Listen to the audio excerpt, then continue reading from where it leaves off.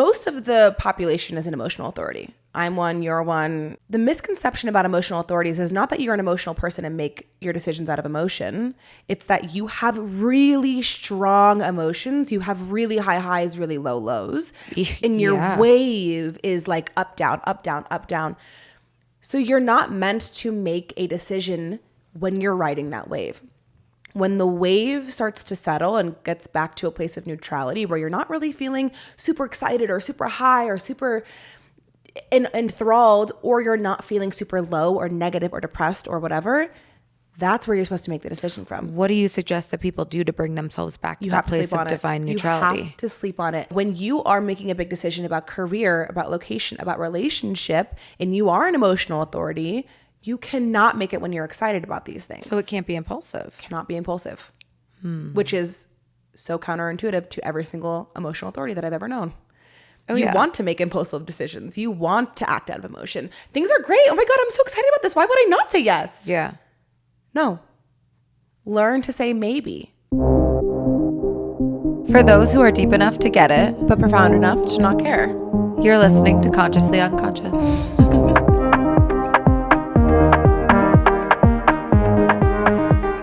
He's a cutie.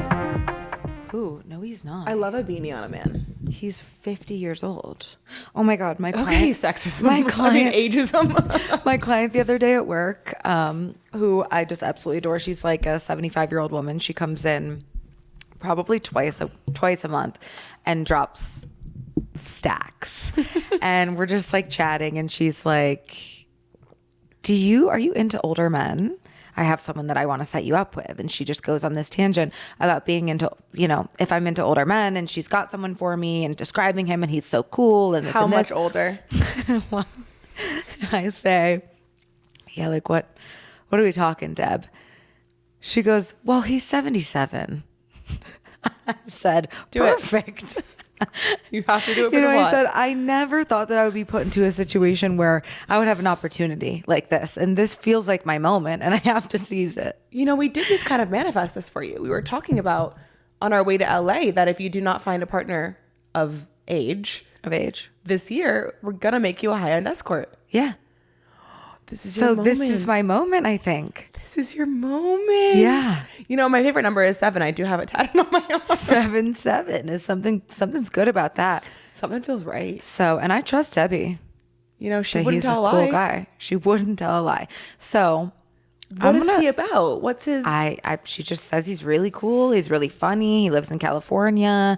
I mean, it works out. Got big pockets. It sounds to be that he's got big pockets. And I don't want to put myself out there as a gold digger, as a money chaser. But at this time, I could use a little financial support.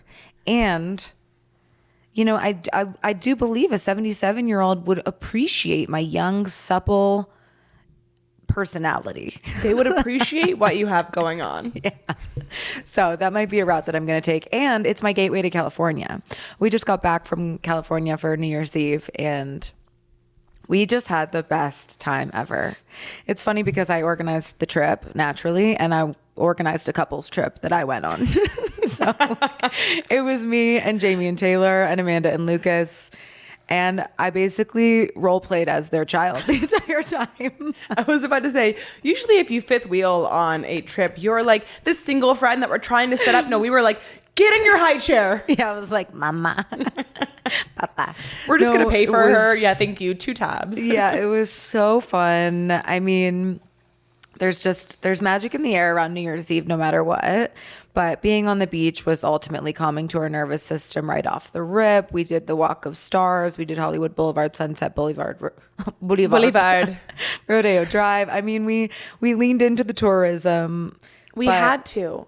Yeah. Nobody else wanted to go see the stars. And I was like, guys, I have to see the stars. Because I'm a star.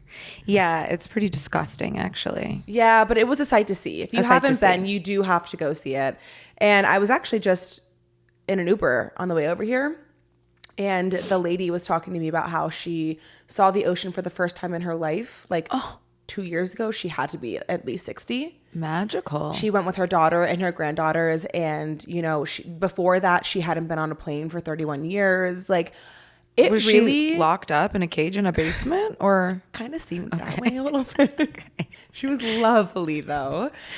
And just a great morning vibe, talking to me about how, you know, coffee's good for her because coffee makes her happy. And she sits on the phone with her best friend and it's joyful. And, You really lubricated your vocal cords on the way over. Oh, I was like, you know what? I might as well use this as my warm up. As you should. I sat in the car and blasted Defying Gravity and cried. We have to talk about Wicked too, because I just saw that. But it just made me realize traveling is such a privilege. Yeah. And I feel so desensitized to it because it was such a part of my childhood. And for you, the same way, like you traveled so much and we had the luxury to do so. But it's a fucking privilege. Like to be almost 60 years old and not see the fucking ocean. Yeah. And she's like, my next travel, because I said, do you have any plans to go anywhere else? And she's like, well, my next travel, my 18-year-old grandson told me that he just saw the sequoias with his dad. And he's like, Grandma, you have to just get in the car and go.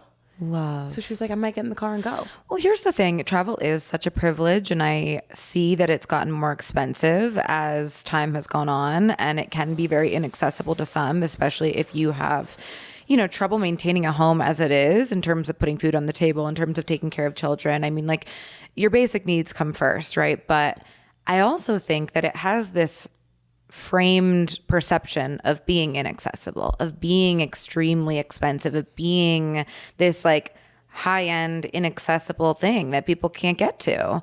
And it's funny because when I was in Asia traveling, people would be like, oh, how are you doing this? How are you affording this? How are you making this work? And I'm like, how are you paying $2,200 in rent every month? Because I'm eating for $7 a day. I'm living in a villa for $20 a night on the beach. I mean, that's Southeast Asia nonetheless, but even just travel within the United States, I mean, I think it's a lot more accessible than people realize. But yes, I also see that it is quite a privilege. And if you don't grow up with the knowledge that it's even an opportunity, Absolutely. if you had parents who believed it was inaccessible and just never did it, you're not going to be like, maybe I should go fuck off to south of France. Sure. You know? You don't know what you don't know. Yeah. But it was a really great reminder, and it just made me realize like how much I value travel, especially being a mom. I think sometimes I'm like, after a trip, don't want to leave again. I just want to be with my babies. And I'm just like, why do I have to travel? But then when I'm with my babies for so long, I'm like, oh, but I want to travel. And so it was a lovely experience, and just something about being out in California and being by the beach again. Like, it was the most magical way to kick off the new year. And that group was just so awesome. So lovely to find a group of people where you can really be authentically you, no matter what that you looks like.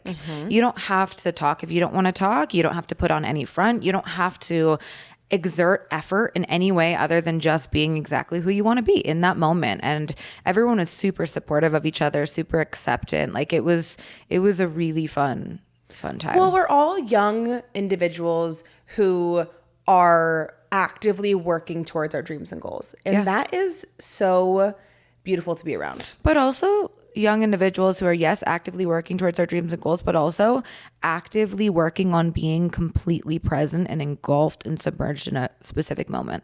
Like, agreed. We were so present. Yeah, no, it was amazing. And yeah, we were in LA, but we sounded like we were actually in New York because, dude, the amount of videos I have of us literally with our accents. We probably improv'd the entire night of New Year's Eve. We did. We played characters and we did not let up. My name was Matilda. What was your name? Did we give you a name? Well, I was Penelope, and then I went by Penny. Oh yeah, and then and Jillian. You were not Matilda. Oh yeah, I was you Matilda. Were. And then Taylor was Jillian, Gilly. I think Jamie was Paul. I don't know what Lucas was. I have no idea, but we acted like we were from the Jersey Shore. Yeah, and it was hysterical. And you know, when you're just in your own bubble, when you go out and you have no concept of other people's perception of you. Check. Sign me up, because I don't think I looked around one time. No. I didn't look away. Look away from our specific circle. Jamie came up to Lucas and I at one point at the bar and was like, guys, I've talked to 4 different people in this character. I've just stayed in character by myself. Yeah. It's so fun the next day too, to debrief everything. Like those are the best moments about a night that you go out is the next morning when you have the opportunity to debrief the whole night. Yep. And speaking of New Year's, this is the first episode of 2025. Okay. I've been calculating everyone's numerology at work wrong. What do you mean? I mean that I've been calculating it as 2024 because I keep forgetting that it's changed to 2025. So I've had 3 or 4 appointments now where I have gone into the depths of numerology and being in their year of 7, year of 4. And then they leave and I'm like, oh, it's 2025. They're actually alive. That's okay. But it's a way to commemorate and reflect on the past year. It's perfect. It's amazing. But yes, it is 2025. I am in a year of 8. Numerology is essentially connected to your birth year, and 1 through 10 all have significance in terms of what they're calling in for you, what they mean, a bigger, grander picture of what that number represents. I'm in my year of, I was in my year of 7 last year, my year of 8 this year. 7 is a very introspective year. So 7 is all about self-growth. It's very introverted, introspective, conditioning, thought patterns. Like it's very heady. You're in here. And I really felt that. 8 is a year of health and power and abundance. It's a very external year. It's a very networking, connections, creative projects, like out into the world that you will now be rewarded for all the work that you just did in your year 7 that felt like, okay, maybe am I going schizophrenic in here? Probably, potentially. And now 8, I'm like, give me the abundance, give me the power, give me the health, give me the outward expression of self. Have you felt that shift yet? Yeah. Maybe, you know what? Maybe it's placebo, and we'll get into that today when we talk about human design, but maybe it's placebo, maybe it's not. Just knowing that I'm in a year 8 is helping me shift into a mindset perspective that is a self-fulfilling prophecy of it being an 8. Yeah. You are in a year 3. 2. 2. 2. 2 is all about harmony and balance and equilibrium. And I don't know a lot about 2. 2 is balance too. It's me, harmony, balance, equilibrium. You go, yeah, and also balance. Yeah, very balanced. I don't think I was listening for that first part. Yeah. No, but I feel that, and that means that last year I was in a year of 1, new beginnings. 1 is very new chapters, new beginnings. 1 has a lot of like pure energy to it, just like the color white. It's very pure. It's very connected to divine. It's very like fresh and playful and new. It's just got a lot of that, not necessarily naivety, but ignorance is bliss. Like not thinking so hard about things. Yes. That's how I felt. I really did feel like last year was the first time. I mean, I started a new job. Lucas started culinary school. We started a new kind of structure and routine with our family. We started a partnership. There were a lot of new things. And I also think it was a pretty external year for me. And a little bit more playful, a little bit more like, let's not take things so seriously. Yeah, you're on energy. An internal year. This year, I really have started to feel that shift of like, I don't even want to be on social media. I want to read. I want to learn. I want to just kind of go into myself and my own world a little bit more. Yeah. And I think that this past year, I was a little bit less inclined to spend time with myself. This year, I'm already feeling that shift of I want to spend time with myself. Yeah. Love. Well, today we're talking about human design, which is kind of similar to this idea of your life path number, your year number, the chakra system, Reiki. I mean, all of these systems that are created are essentially tools to help you understand and learn yourself better and learn how to apply yourself to the world. So Amanda is my teacher today. She is my guru. And she's gonna be taking me through my chart about why I am the way I am and hopefully give us some practical application of human design that you can learn about the entirety of the system, where it came from, how it affects you. I think when we get into the new year, there are a lot of people who are like, okay, January 1, I'm starting my self-care routine. I'm doing self-growth. I am getting into these wellness practices and everything feels a little bit more shiny and new. And I think when you really step into the world of wellness and I'm trying to figure out a word, maybe like a spiritual tool, I guess you can call human design. Sure, a or self-discovery tool. That's the word I was looking for. I think that they can feel really overwhelming if you don't know anything about them, and especially human design. It is a very complex system. So complex that whenever I would read people's charts, I would truly not even tell them the full scope. I would only tell them exactly what they need to hear based on what they're going through in their life. And to give you a little background, I know Jessa and I haven't really touched on our trainings a lot in here, but I am certified as a holistic health coach, and I went to a Dharma Coaching Institute, which is where I learned human design. I got the foundations, but mostly I'm self-taught. And I think that my human design actually explains really, really why I feel so naturally drawn to things like human design and self-discovery. It just comes naturally to me and I understand it. And so I'm excited to dive in and kind of put that hat on again, because I was looking through my notes and I've read over 25 people's charts. Wow. And they paid for it too. Slay. Impressive.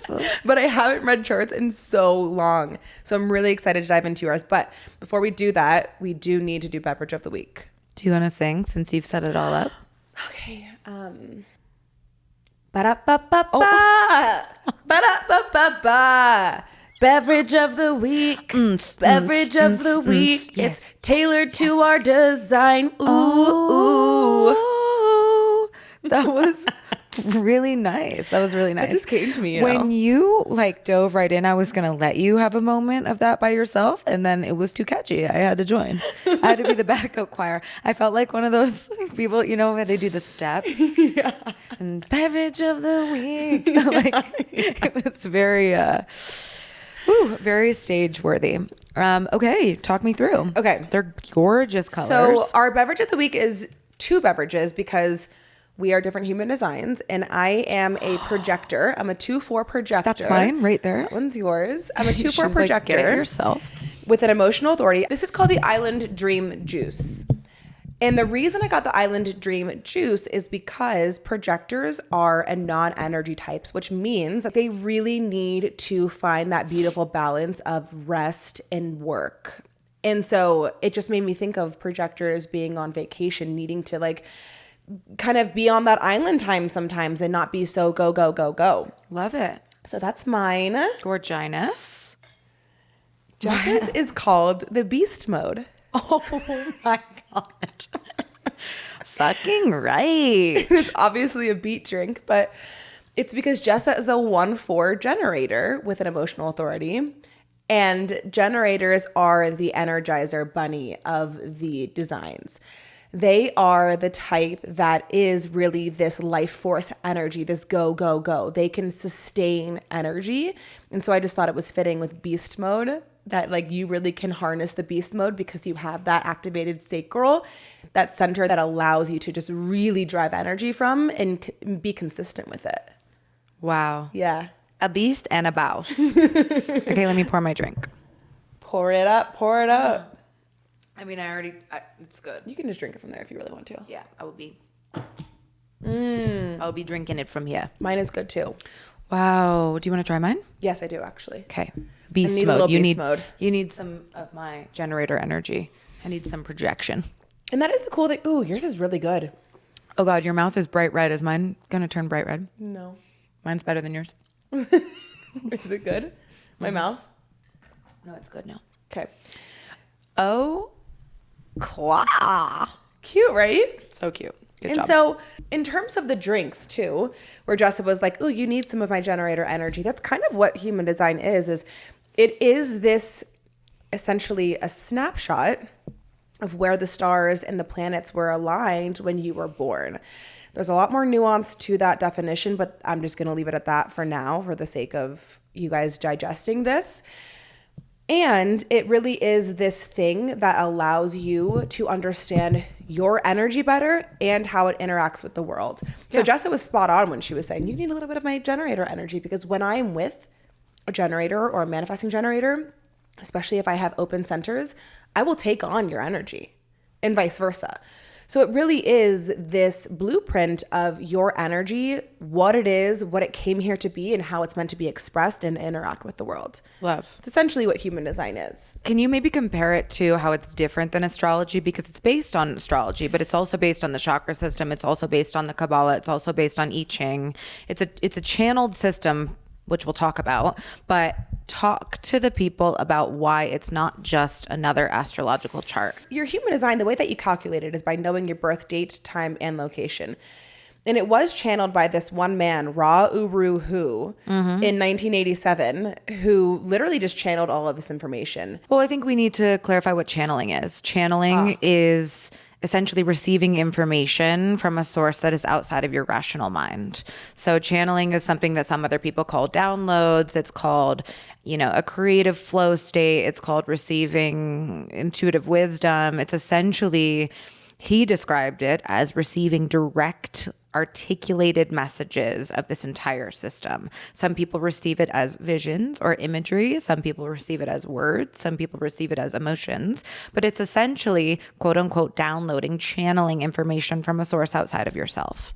Mm-hmm. And the reason I like human design the best is because it blends all of these different systems. So if you're looking at your chart, if you have yours pulled up, you can either go on mybodygraph.com or my human design. If you just literally type in my human design chart, you'll find it, put in your information.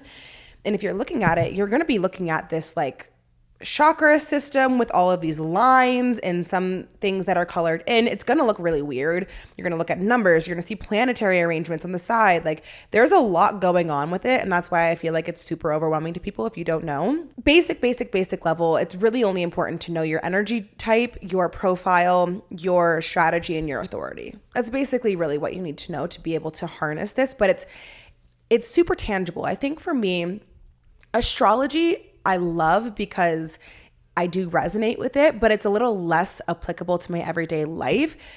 In human design, it really teaches you how to make decisions. It teaches you how you can work with your energy in terms of like, okay, I am somebody that needs to have one single pointed focus and only work on one thing to be able to reach my full potential. Or, hey, if I'm a manifesting generator, I can do multiple things at once and I'm meant to do that. Like, it's really this permission slip that allows you to work with the energy that you already feel. Yeah. Most likely what I will be telling Jessa too, and you guys, it's not going to be news to you. It's going to feel like a confirmation. It's going to feel like a confirmation of what you already know to be true about yourself, just in tangible words, in a tangible chart. Well, and I think human design does a great job at not just telling you about yourself, like your astrology might like, oh, I'm a Virgo, oh, I'm a Cancer, I resonate with those traits. Human design will give you those things and then additionally tell you how to apply those things. Like practical application is a big term for human design because it's actually a cheat code for how to utilize your unique traits and your unique needs to improve your relationships, to improve your self-acceptance, to improve your parenting skills, to improve how you work in your career, to really like engage with life and involve yourself with life. Mm-hmm. Mm-hmm. And I just keep going back to the fact that it truly is a permission slip. I mean, every reading that I have ever done with people, they're like, oh my God, this makes so much sense. This gives me the confidence to just listen to my intuition. Yeah. So when someone's pulling up their chart initially and saying, I want to get into human design, what's the first place that they should start looking? When you pull up your human design chart, again, the things that you really need to focus on are the energy type, the authority, the profile, and the strategy. So what I will just kind of dive into is the energy type. So there are 5 in human design. There's a generator, a manifesting generator, a manifester, a projector, and a reflector. 3 of them are sustainable energy types, meaning these are the designs that actually can generate their own energy. The other 2 can't generate their own energy. They need to be around a generator, or they need to be around a manifesting generator to generate energy. I'm a non-energy type. So you need me. I need you. But the way that I like to explain it is if you are a non-energy type, which is a reflector or a projector, it's almost like Finding Nemo, okay? You know how in Finding Nemo, the turtle is riding that intercontinental wave or whatever it's called? Finn? Noggin? Dude. And he says, all right, guys, here's your stop. Jump off. Yeah. A projector needs to know when to ride that wave with a generator And when to jump when off. the fuck to get off. Vibes. Generators can just go. And so generators again, is like what Jessa is. They are these energizer bunnies. These are the people who are going to be entrepreneurs, like CEOs. They're people who are business owners, who are like just blue collar workers, are people who can really do a job and get shit done. The fire is lit from within. Yes, they are the people who can just work. Like they can work. The catch is that if you're not loving what you're doing, you're going to feel frustrated and you're going to burn out. So it's not that they just have all this endless energy to give. It has to be aligned energy. Has to be aligned energy. And this might not be a generalized statement for generators. However, every single generator that I have ever known and ever read tends to be a little bit more single pointed focused, meaning they do really well when they can focus on one thing that they love and just fucking work their life away on it. Here's the thing about me is that I love to have my feet in all different wading pools, except I struggle to truly commit and truly dive in unless I have that focus. Like I struggle to complete and finish projects because I get distracted by the next shiny thing and I'm like, ooh, here, ooh, here, ooh, here. But then I'm never fully committed or I'm never fully following through or finalizing projects because I'm everywhere. I could see that if I utilized that one pointed focus and really honed in, I could be a lot more. Like I'm not a good multitasker, though that's initially what I'm drawn to. Well, and here's the thing. You guys actually don't have the energy of initiation. So even though it feels like you can start projects and not finish it, it's actually the starting that's where you guys struggle. Huh. You have a great follow through. It's the initiating energy. Interesting. Mm-hmm. Interesting, because I feel like what I go through is maybe it's the execution is another good word than initiation, because what I go through is that I've got all these ideas bopping around in my brain. My thoughts can be up in the ether, planning, dreaming, and then the execution. So maybe that's the other word for initiation, putting it into action is tough for me, which is why I need you. And that's exactly what Lucas is. Lucas is a generator too. He has so many fucking ideas. And generators are great with ideas. They have great ideas. They can't be the ones to really make them happen. Yes. But once they're going, they can follow through on them. Okay. Yeah. Vibe. A manifester is somebody who initiates. They initiate things. These are change makers. These are leaders. These are activists. These are Martin Luther King vibe. People who are really like, fuck this. I am going to make a stand and make a change. And they get things started. Not necessarily always following through, but they can really get things started. And if they're not in alignment, it's called your not self theme, they're going to feel anger. It's interesting. So manifestors must be very magnetic, because a lot of times they get people to follow them and hear them and see them. They're leaders of revolutions. They're thought leaders. They're the people on the front lines saying, hey, get behind me and follow me. Yep. So they have that initiating energy. Okay. Which is attractive, which is like, super hell yeah, attractive. fuck yeah. Super attractive. They are they have a captivating energy. Yeah. Almost seductive in a way. Okay. Yeah. And then a manifesting generator, which is the last of the energy, like the energy types, is a combination. It's a hybrid. So these are the people who are meant to be multifaceted. They are meant to start things and complete them. They are meant to... The full package, the baby. full package. However, the one thing that manifesting generators get tripped up on is our society is not necessarily set up for them, because they want to do so many different things at once, and that's kind of frowned upon in a way, because they can feel super scatterbrained and they can feel like they're not necessarily like just focusing in on one thing and making that one thing great. They're always changing their mind, which I feel like is not supported in our society a lot. They're always changing their mind. They get really bored easily. But think about this as like Jessica Alba. Jessica Alba was a manifesting generator. She's an actress. She started Honest Company. She's doing a lot of other things. I don't know the other things, but she got a list. She's a mom. Like, she has all of these different things going on. And what I always say for manifesting generators is you need to master the art of delegation. If you are somebody that has so many ideas and you're so multi-layered and you're so multifaceted, you need to be able to initiate something, hire the right team, follow through on it, and then delegate so that you can exit and start your new thing. So manifesting generators are these people, again, who like have a lot of energy to try different things. They can wear many different hats, and they also will feel frustrated if they're not doing something that they love. Projectors, which is what I am, are a non-energy type. These are your guides, teachers. They are people who are in these positions of directing people, of helping people see clarity. The way that I like to see it is like, I heard this analogy one time. The projector is like this bird, okay? Picture a jungle. Projector is like this bird sitting atop of a branch in a tree. There's tigers and there's lions on the floor. These are your generators and your manifesting generators. These are the ones who are like in the action, on the front lines, like fighting, right? And the projector is the one that says, hey, look out, there's a bear coming, or hey, look out, there's another tiger coming, or whatever.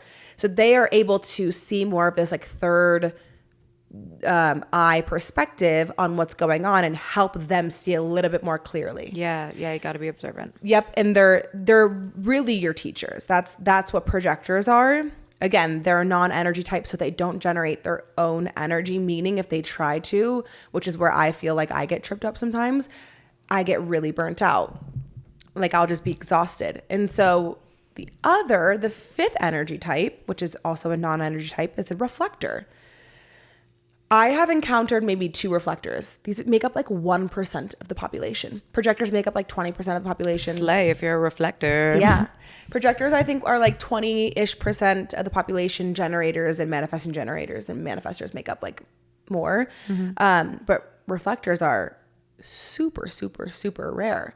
And these are exactly in the name. They are meant to reflect. They are mirrors to yourself, to society, to culture. They are the people who are going to be the ones who are either Margaret Atwood is a reflector. So these are the ones that are almost like commenting on the status of our society so that we can see the health of our society. We can see the health of ourselves. Like, they are just going to hold up a mirror for you. Do you think a lot of people are living really inauthentically in a different energy type that isn't actually from their chart, but that is just forced into our daily lives from society and culture? Like, most people are kind of living as generators or manifesting generators, even if that doesn't support their energy type, because that's what we force as productive in our culture. So what happens when you live outside of your energy type?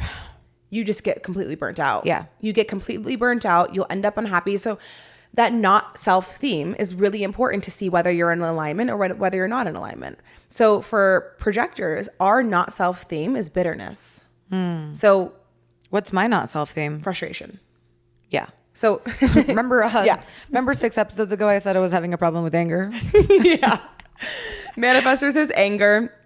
Reflectors, ooh, I don't remember I got to look up their not self theme. I know that their signature, which is like how you know you're in alignment, is surprise. Cute. Is awe. Love. Is just like delight. My signature is success. So when I am in alignment, I feel success as a projector. I think that yours is peace. I gotta look it up. Okay. Well, let me know. This is a little bit more nuanced, but I'll let you know. Okay.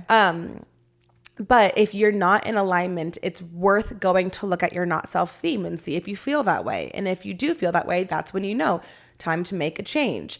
And what we're going to talk about next, authority, strategy, and profile, can actually help you figure out what you should do next. But totally right. Most of us are living as generators and as manifesting generators, partly because our society is set up for them. We're worker bees. We're meant to either work, corporate and be an employee, or we're meant to be business owners. Like, that's really what is set up. No one really celebrates a 3-hour workday. No one really does that.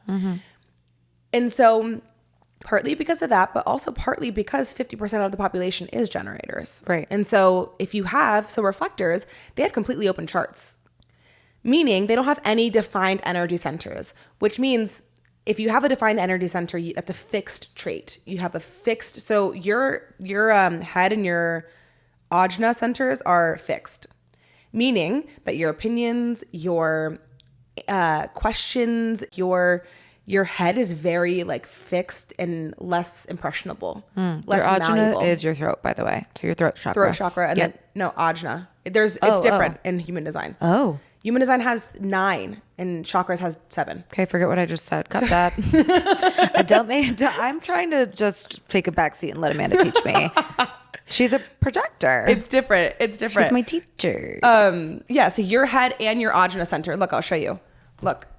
So you have a head center and you have an ajna center, then your throat. Okay. Your throat you're so fixed. You have 8 defined centers and 1 open, which is your throat. Okay, so what does it mean to be more defined than open? It means that you're less impressionable. You're less malleable. You're less influenced by other people in society.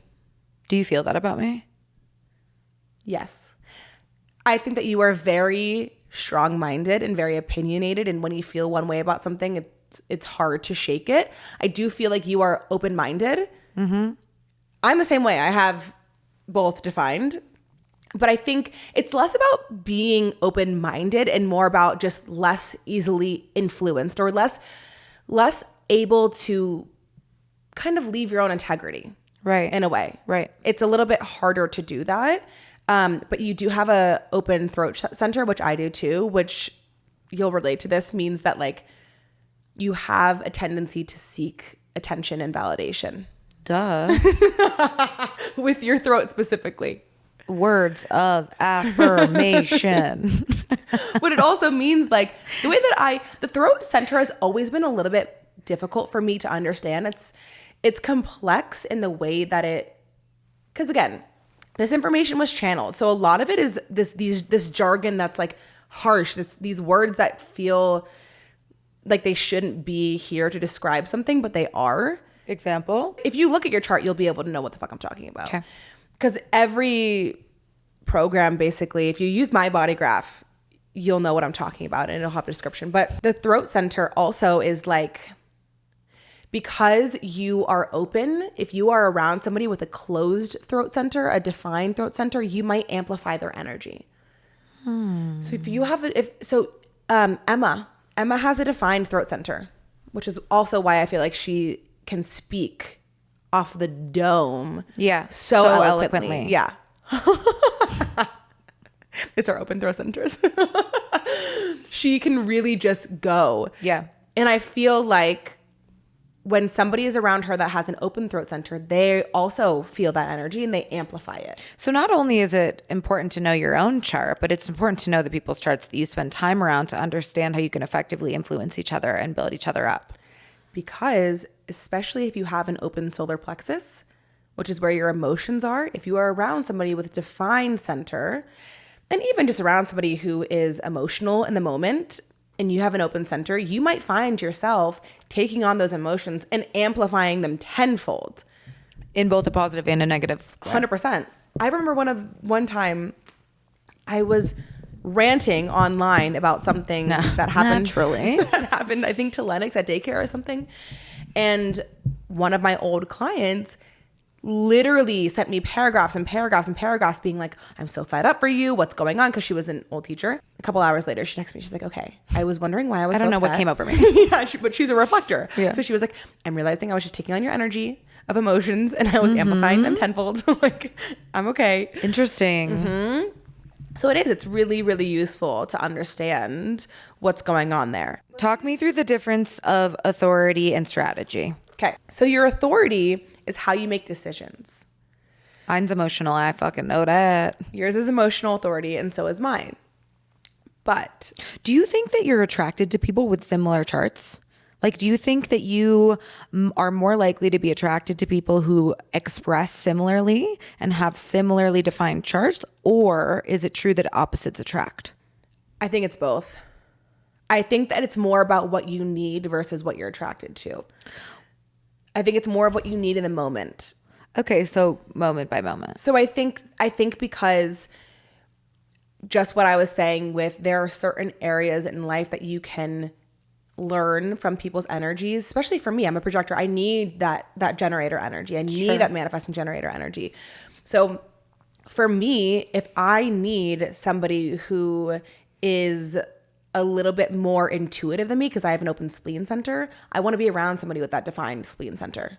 Somebody who you have a defined spleen. That's why you're so street smart too. Like it's intuition, but it's also instinct. It's fear. You know, it's interesting. When I went to my holistic doctor, she told me that I had blockages in my spleen. Yeah, she told me that my meridian lines that run through my spleen are very problematic. Do you feel like your instinct or your intuition was a little muddied? Well, you know, here's what I have been struggling with is that as someone who's an empath, as someone who does have the ability to see different perspectives, I struggle sometimes with clarity because I can see so many different options, so many different perspectives, so many different outcomes. Oh, this could work. Sure. Yeah, this could work. Sure. This could work. Sure. I see why that person's right. I see why this is right. I see why this is right. That leaves me sometimes in a tough spot to find what's right and what's wrong, or what is a clear decision, or what is like deeply intuitive for me, is because I can see it all. So I struggle with clarity, which maybe is like guttural instinct, which maybe is that spleen center. Like clarity is muddy for me. Do you feel that clarity though is muddied because of your emotional authority? Because you do have a really tumultuous wave of emotions? So the emotions are the things that are getting in the way of the clarity of the instinct, because you are an empath. So you take on those emotions? Yeah, I mean, I think emotions cloud logic 99% of the time for me. And sometimes emotions even cloud instinct. Let me ask you this. This is really interesting. Most of the population is an emotional authority. I'm one, you're one. The misconception about emotional authorities is not that you're an emotional person and make your decisions out of emotion. It's that you have really strong emotions. You have really high highs, really low lows.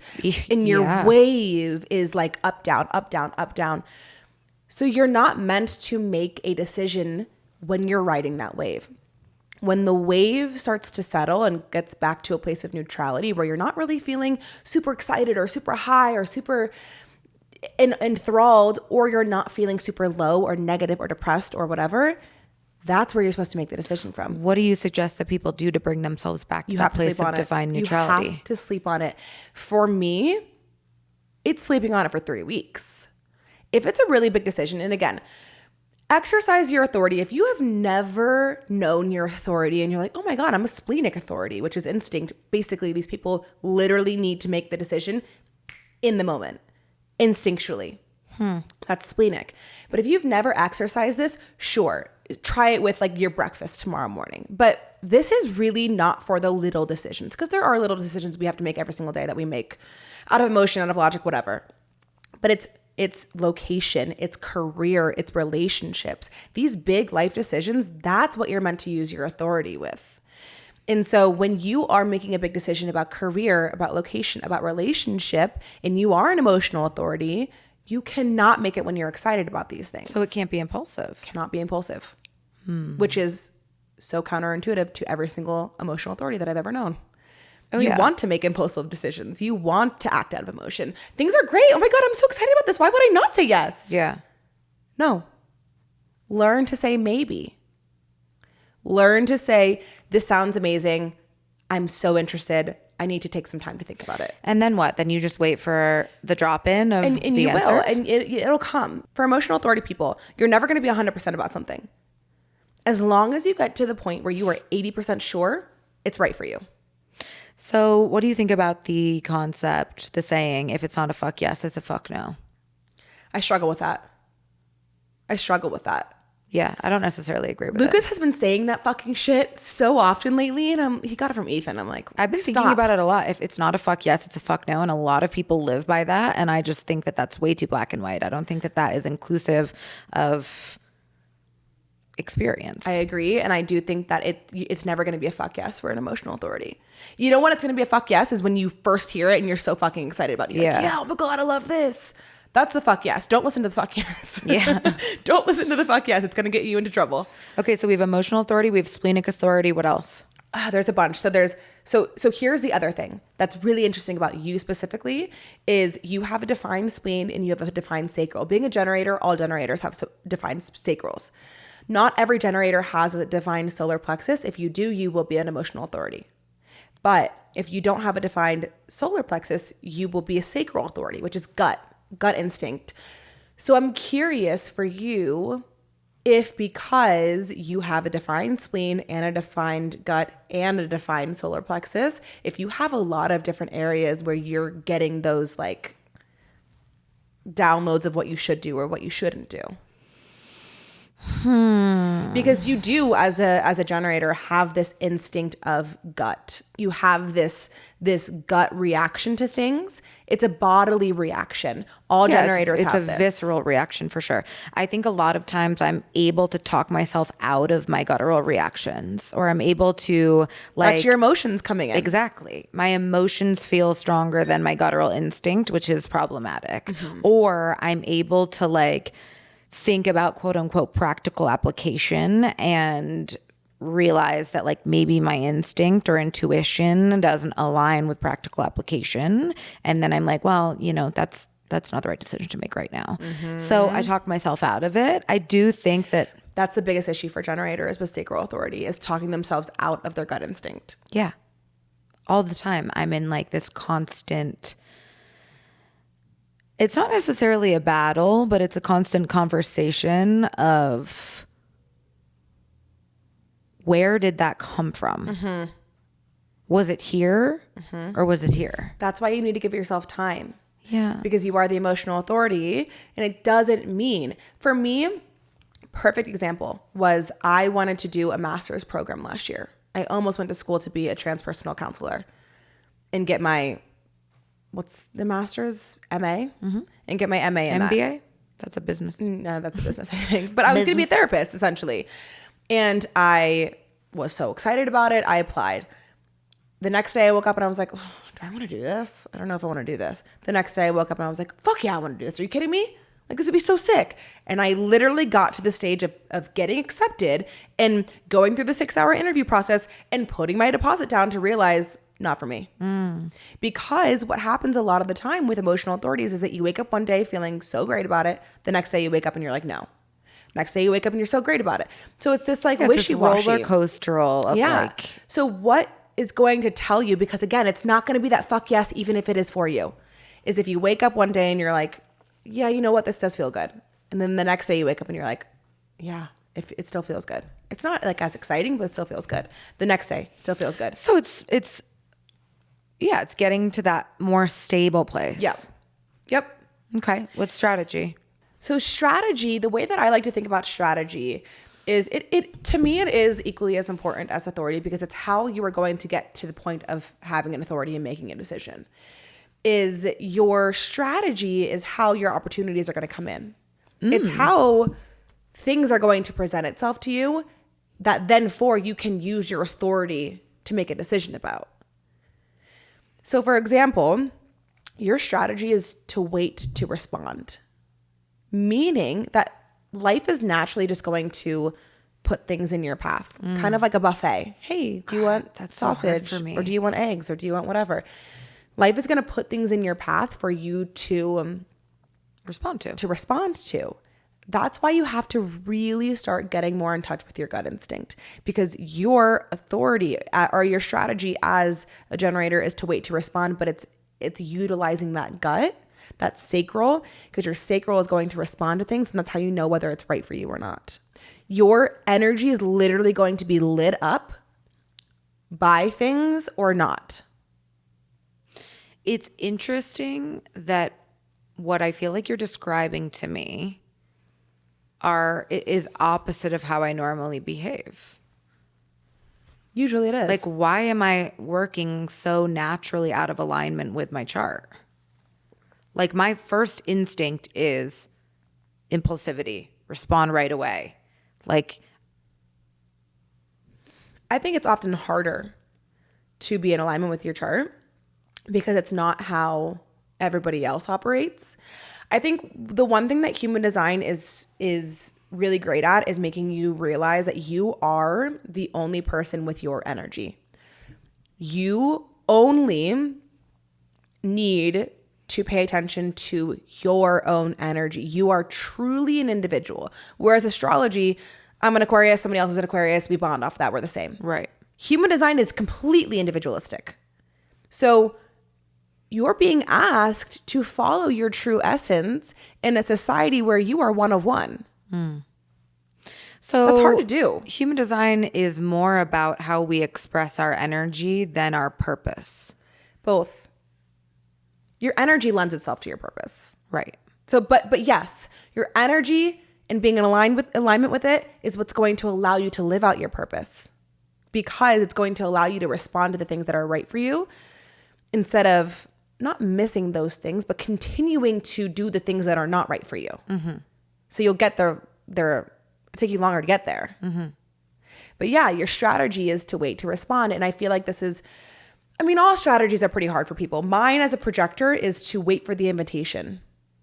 Meaning I have to literally wait until I'm invited to fucking make a decision. Which is interesting because you're such a doer. You're such a doer. You're someone who always puts the first foot forward. You're always executing. I mean, that's like your Virgo shining through. It doesn't feel like it feels almost like your astrology is different than your human design. So it doesn't mean that I can't do it. Doesn't mean that I can't do things or I can't act like a generator. Doesn't mean that I'm completely incompetent. It just means that that's not my natural essence. Right. And it means that that's not what's going to, so my signature, right? If I'm in alignment, I can do those things, but is it going to be successful? No. Think about, okay, everything that I have ever done in the past, I have been the one to put my foot on the gas first. I'm not doing any of those things now. This podcast, you know why it came to be? Is because you were sitting down on the couch and we were having an open conversation. And you're like, yeah, I've always wanted to podcast. That's my invitation. An invitation for projectors doesn't have to be like, hey, will you come do this? It can literally be a glance. It can be a question. Love that. It can be this like, let me just, like, I'm drawing you in. Mm-hmm. Come say hi. It was a little hook. It can be an email. It can be whatever. Yeah. All it is. Amazing. But it's how you're going to make your best decisions. It's how you're going to be able to know whether something's right for you or wrong for you. Okay, give a few more examples. So we've got wait for invitation, wait to respond. Yes. So what's really interesting is the strategy for reflectors is to wait a full lunar cycle. What? Yeah. Bro. So reflectors are patient as a motherfucker. they have to be. They have to be. Because what happens is if they don't wait that full lunar cycle, they're going to keep just trying to do a new thing every single month because they're going to realize a month later they don't want to do it. If you're a reflector, can you come hang out so I can analyze you and study you? They are really interesting. And again, I had a coaching client who was a reflector. And when I told her all of this information, she was like blown away. And she's noticed that when she does wait that full lunar cycle, life is good. Wow. Isn't that crazy? Okay, but essentially your strategy is going to help you make the most informed, most conscious, most aware decisions How you if get you your follow that opportunities. timeline. Yeah. Okay. Yeah. And then the last thing is profile. The last thing you really need to know is your profile. There's a lot of different number combinations, so I'm not even going to go into them. I'm just going to speak on maybe mine and Jessa's primarily. But your profile is basically your personality. It's basically the costume that you wear throughout life. It is what can lend itself to your purpose. It's what can explain your purpose. And so there's two numbers. And if you're looking at your chart, you will be able to calculate your profile. So Jessa's is the 1-4. Okay. So the 1 is the part of you that you're conscious of And the 4 is the part of you that you're not conscious of. Consciously unconscious. You're unconscious of. Yeah, literally. It literally is taught in human design, conscious and unconscious. Love. That's crazy. Okay, so what's my 1? Okay, so what's the my 1, conscious 1? The conscious 1 is the investigator. That is your side of you that needs to know things. You Curious. need knowledge, curiosity, but it's Exploration, travel. It's very Sagittarius coded. It is very Sagittarius coded, but it's also almost in a way to feel more confident. You need knowledge to stand on because you have the 4 line. You want to share your knowledge you want to externalize it. You have this like need to externalize your knowledge and like teach other people and share it with your community. That's my 4? They go together. Okay. I'll explain your 4 in a second. Yes, but they go together, but it influences your 1 because you have this, it's almost this like you need to know things, you need to be knowledgeable, and you need to have a foundation to stand on in order to teach. Is it connected to my ego? To boost my ego? Maybe. It could be. Okay. Maybe because it's your conscious side. It's the part of you that you identify with. Is this need to know things, to be a forever student. That's to be able the vibe. to distinguish myself as worthy. And because you do have this like teaching draw, you do have this like this desire to share things with people because you have the 4 line. So the 4 line, I have this too, which makes a lot of sense for us, is the opportunist, which basically the 4 is the social butterfly. It's the networker. It's the person who their network, their community people is their net worth. The 4 will always get their opportunities based on the people that they know. So you know not what you know. Who you know. Except it's funny because it's who I know, not what I know, except I want to know everything. You have both. It's what you know and who you know. Yeah. You have both. God, I'm so well-rounded. But you do. You have this natural ability to connect with other people. It's a very tribal line. It's almost also it's your unconscious line. So it's almost this part of you that you're not necessarily even thinking about a lot. It just kind of comes naturally to you. Yep. And it probably is this automatic like script or thread that's woven through your life and your opportunities is the people that you know, even if you're not conscious of it all the time. Wow. Yeah. So there's numbers 1 through 10 that people could be? No, it's not through 10. It's through 6. Okay. It's basically 1 through 6, but you can be like a 1-6. You can be a 2-6. You can be a 4-2. Yeah. I'm a 2-4. So basically same thing as Jessa with the 4 line. What's 2? The 2 is the hermit. Wow. So it's this push-pull energy. It's this, so the hermit is... Which makes sense in connection to your projection, your projectorness. My projection. Your projectorness. The reason that it's called the hermit is because the 2 line, they're called the natural geniuses. So whatever they're interested in, they're going to be naturally good at.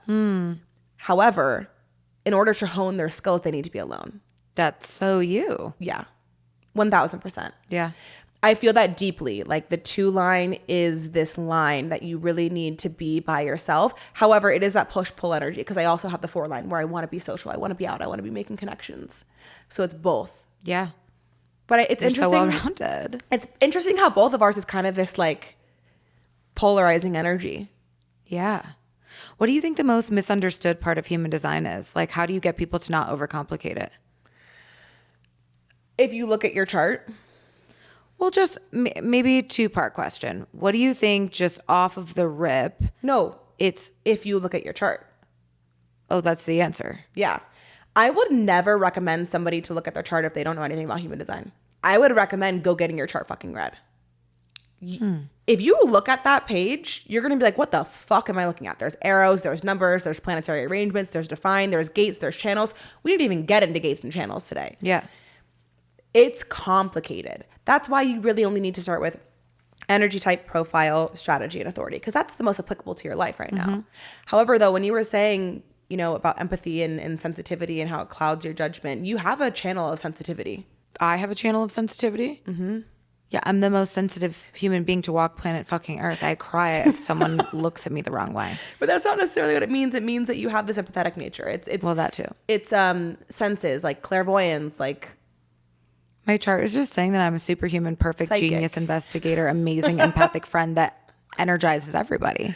Yeah, and that also you need to be mindful of your energy sucks and your emotional authority. How much of us as humans do you think is predetermined versus conditioned?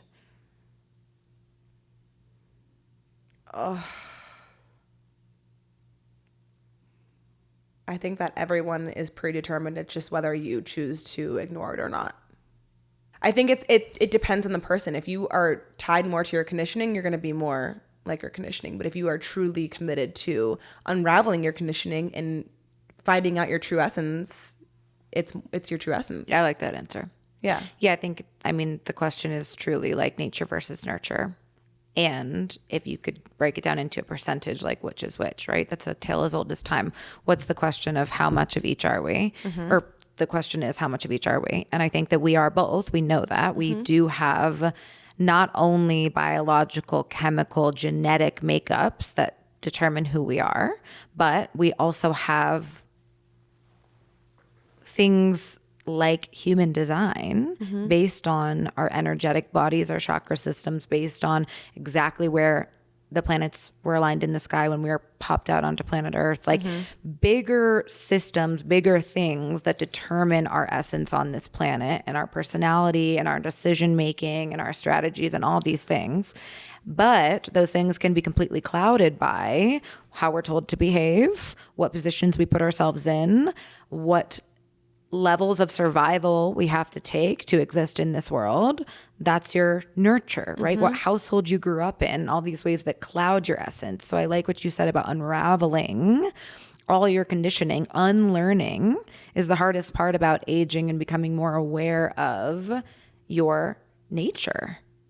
It's as simple as everyone, I believe, is put on this earth with a purpose and also the autonomy to follow that purpose or not. That kind of gets into your north and south node in astrology. What's your north and south node? No idea. I just know that that We need to know. is pertinent information to finding your purpose, your north and your south node. Yeah. Yeah. I mean, thank you for reading my chart. You're welcome. Thank you for telling the people. What'd you learn? I learned that I need to take time and stop acting impulsively, which has always been something that I've struggled with, is because it feels so good to make decisions when you feel quote unquote inspired by something. And I think that sometimes you don't have the time. I definitely don't have the time to wait an entire lunar cycle sometimes, like, which is not in my chart. I don't need Justice to, but like, for the reflectors.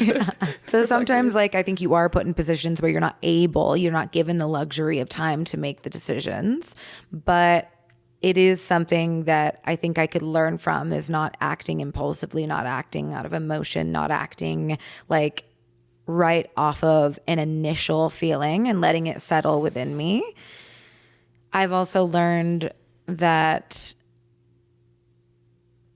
I need to partner and pair myself with people who are able to help me ground my ideas, because I can have, again, ideas, goals, plans, creative thoughts up in the ether, but I need someone to help execute. I need someone to help initiate. And I need to utilize my social network. I need to utilize my network of people. I need to reach out to them. I need to ask them questions. I need to really like lean further into that. I think a lot of people do, because that really can get you far.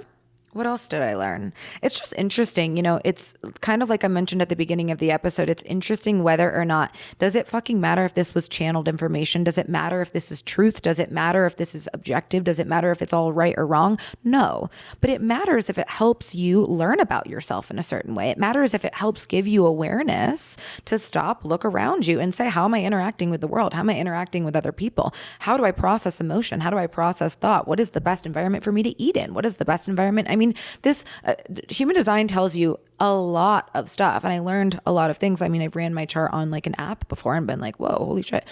But whether or not it's all objective truths based on the planets, based on the chakra system, based on whatever it comes from. If it is a tool that helps you, lean in. Lean the fuck in. It's really interesting how we have this dissection, this dichotomy of spirituality and science as two different things. And, you know, we can talk about the words chakra system, your aura, your energy, and that's discovered, or that's, you know, that's talked about as spirituality and turned a blind eye to. But then you want to look at science. Pseudoscience. Yeah, you want to look at science and you want to talk about it as the electromagnetic field around your heart that can become that can be proven. Yeah. There's so much intersection between the two, which is really interesting. And so I think like the write-off of a lot of these things, whether it's astrology, human design, Reiki, the chakra system, energetic bodies, we need to look beyond the woo-woo, the inaccessible kind of like whitewashed spiritual nature of them to get down to them just being another tool to help learn about yourself and to help learn about the world. Yeah. You said that beautifully. I think that the reason we wanted to do this episode in January specifically is because the New Year's is this time for people to want to better their lives. They're thinking about a fresh start. They're thinking about things they want to shed. And I think that why I love human design is because it doesn't tell you to change who you are and what you're doing. It tells you to get back to who you are. Yeah. And so that's why I think that if you are in that place of wanting to really improve your life in all areas, look to human design, because it really can tell you how to move in alignment with yourself, not anybody else, not all of these other wellness practices that are being shoved into your face by all your favorite influencers. Like, it's helping you learn more about yourself, your individual nature, and honoring that. Yeah. And if we're here on this planet for one thing, it's self-discovery, right? And so we are so, as an investigator, I would encourage you to be curious. I would encourage you to continue seeking information that feels interesting, whether it's about yourself or just about, you know, World War II or about how to build a motorcycle. I don't know. Yeah, you know, like, and as a hermit, I would encourage you to build a bunker and go down there with your books and hone your skills. But just yeah, keep learning, keep asking questions. And if you have any more questions, Amanda is wonderful and potentially still offering readings. Potentially. I think you DM should. me. I think you should, for the right price. Thank you for reading my chart. Thank you for giving people an opportunity to get interested and get curious about their own. DM her if you have any questions. Don't DM me. I'm off investigating other shit. I'll get back to you later once I've made a more neutral decision from my sacral guttural. She's investigating 9 to 5 and she's networking 5 to 9. Exactly. We love you. Happy 2025. We're so excited to start this year with you. And again, just have you along the ride of like our own path of self-discovery. Hell yeah, brother. Hell yeah, brother. Love you. Bye. Love you. Bye.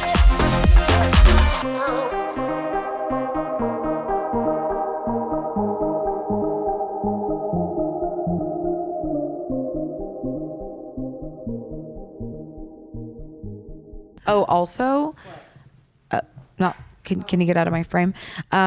Please leave us a review. I know that I ask you this often, but if you could do this for me,